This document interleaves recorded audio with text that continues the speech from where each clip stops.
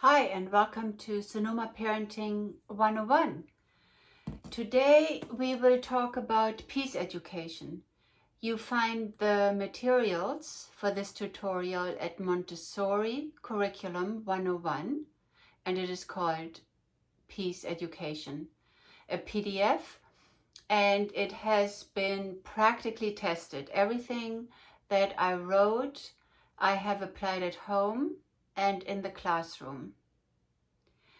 What I would like to start with is 3 different books that I highly recommend. I start with this one. It is called If You Plant a Seed. What I like about this story is that it is oversized, beautiful illustrations. In Montessori, we always have that in the back of our mind. Is it irresistibly beautiful? The other thing that is an advantage of this story, it is fairly short and the message is very simple. Either we plant seeds of trouble or we plant seeds of kindness. And this is a great picture. Look at this. This is the moment of decision making. So when we have trouble, it looks very much like this. And in a very short time, we get this.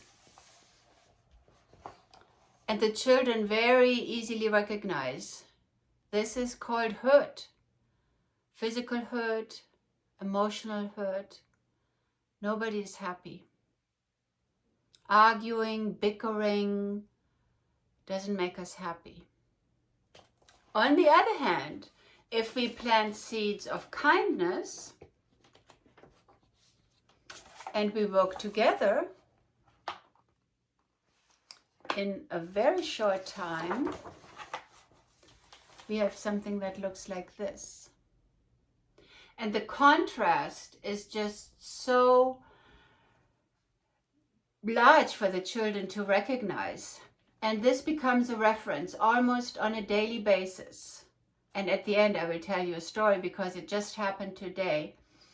So if you plant a seed, seeds of trouble or seeds of kindness, this works really well at home and in the classroom. For peace education, for getting the message across what we value and what is important as a family or in the classroom, we have to have a reference. We have to have examples and that we can reflect on and go back to. Like it happened today, I will tell you at the end. Now the other book that is beautiful, and I read it for every birthday, is called Because of You. And this is a very soft and gentle story, and it goes through examples of if I care, if I share, if I help, and if I listen. But also, if somebody cares for me, if somebody shares with me, if somebody listens to me, and somebody helps me, then we are friends. And when we are friends, there is a chance for peace. And we read this for every birthday. If you have a full classroom, you read it at least 24 times. If you have this at home, just establish your own routine when you would like to read it. Of course, repetition is very important for children. Very, very important. We start this out at the beginning of the year. Let's say we call it September. And for the first month, we set the mood of the classroom. We establish ground rules. How do we live here? What is okay? What is not okay? And having peace education, how we live together. We are friends, we are friendly, we help each other, we listen, we care, and we share. That all needs to be established with repetition and practice in the beginning of the year. Now in Montessori, we have the cycle of 3 years. In a family, we have the cycle of decades. And as the children grow, their perception of the stories and what peace means, it changes, it develops, it grows, and it becomes part of their life and they internalize it. I talk about that in the PDF as well. The third story is called, Have You Filled a Bucket Today? Now, this is so great because here the children do something. The first book, If You Plant a Seed, is about recognizing a situation, differentiating between trouble and kindness, and have a reference point. The second story is just a very sweet, gentle story, basically about how we all want to live. This is a very practical daily guide.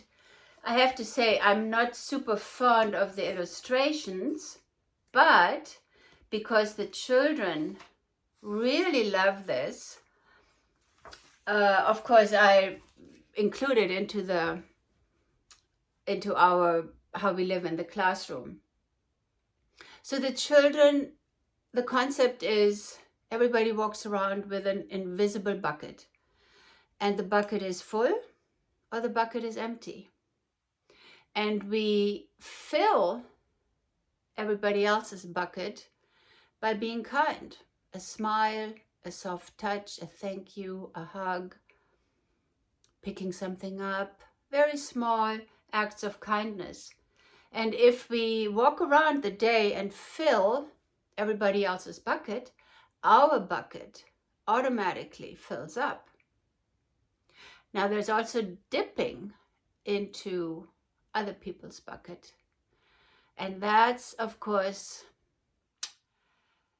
it's not what makes us happy when we take away, and if we think somebody else is something that we want and we just reach in and, take it away.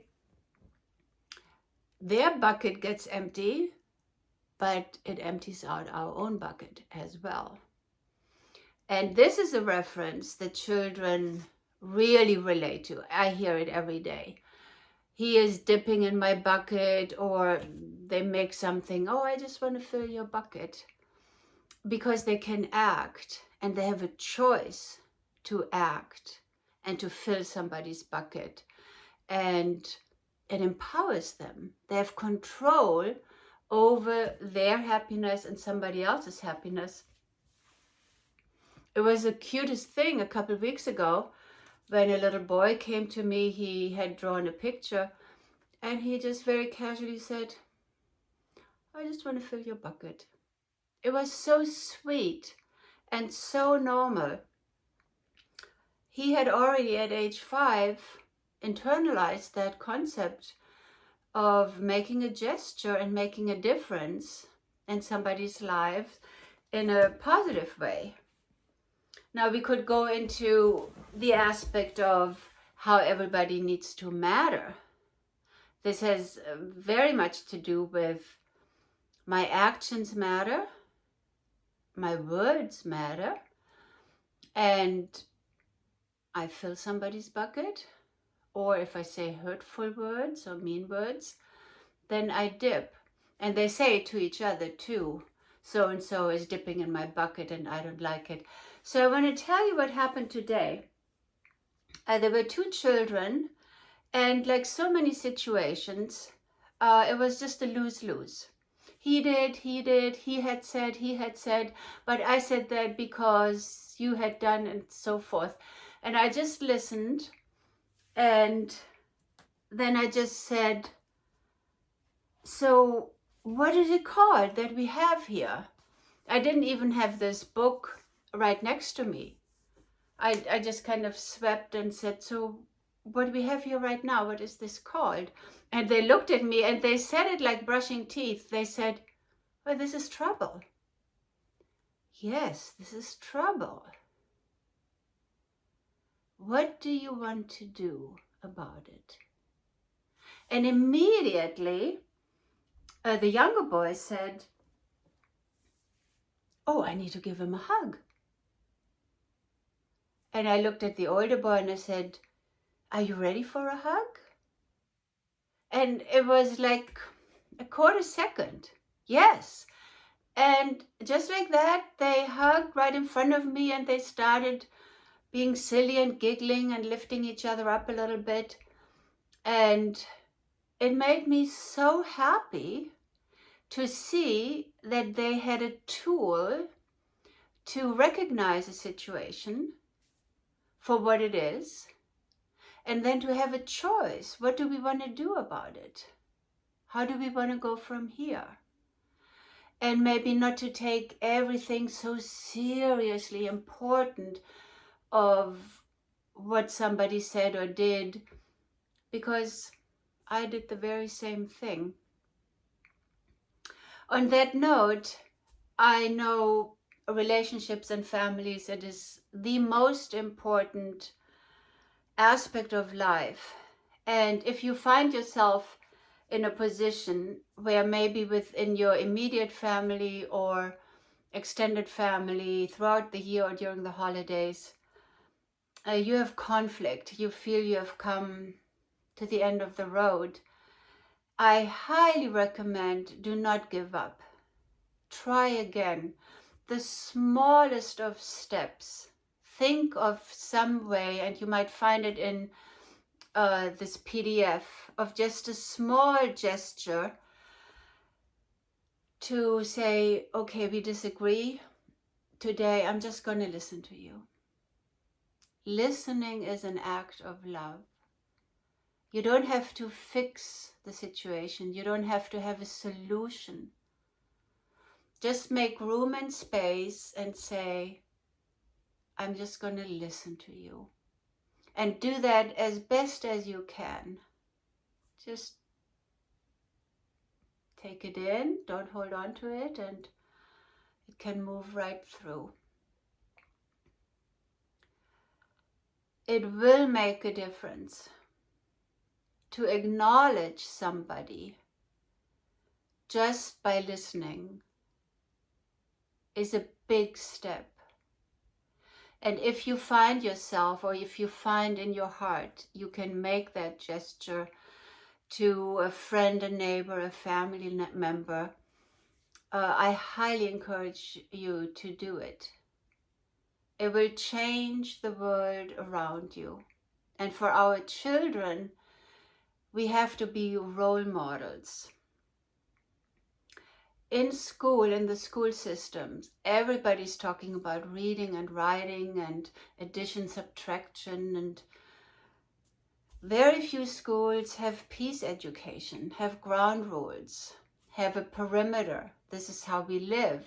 This is important. This is less important.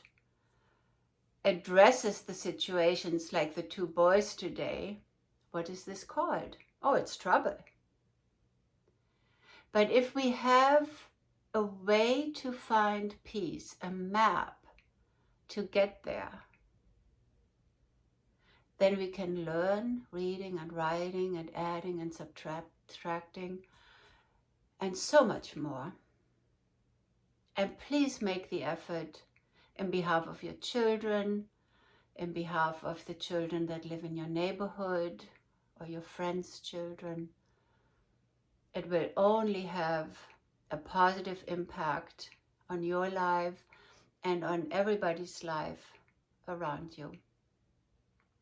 I hope this helps, and I hope you find the peace education at Montessori Curriculum 101 helpful and useful. And thank you for watching. Take good care.